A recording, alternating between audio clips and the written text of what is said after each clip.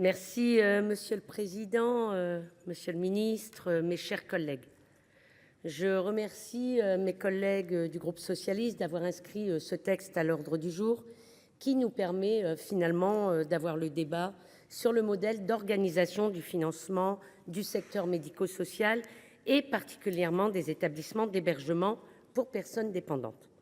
La commission des affaires sociales du Sénat a terminé fin septembre une mission d'information qui a permis d'établir une photographie de la situation des Ehpad. Alors que 85% des Ehpad publics sont actuellement en déficit, l'urgence d'une loi de programmation pluriannuelle sur le grand âge n'a toujours pas vu le jour. L'État doit prendre ses responsabilités, y compris vis-à-vis des départements qui ne peuvent plus supporter aujourd'hui des dépenses qui s'envolent. Les gouvernements successifs ont tous pris des engagements sans jamais les tenir. Les rares avancées se sont faites au détour de propositions de loi parcellaires et celle-ci vient s'ajouter sur le tas hétéroclite des textes précédents. Face aux dérives du secteur privé lucratif, au manque d'attractivité des métiers, à la perte de confiance du public consécutive à la crise du Covid-19 et à la scandaleuse affaire Orpea, il y a urgence à revoir les modèles d'organisation et de financement des Ehpad.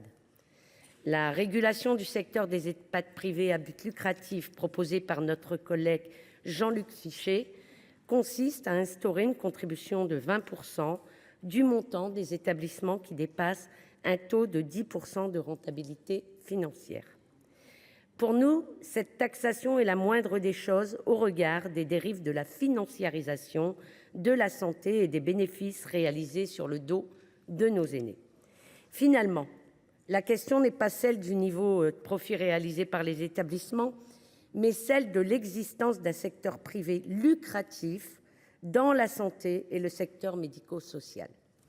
Dans son livre Les Fossoyeurs, Victor Castanet a démontré les contradictions indépassables entre l'exercice des missions de service public et la recherche de rentabilité pour satisfaire les actionnaires.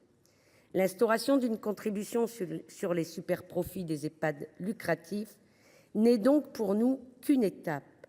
Il nous faudra réfléchir à l'installation du secteur privé lucratif qui pose un véritable problème.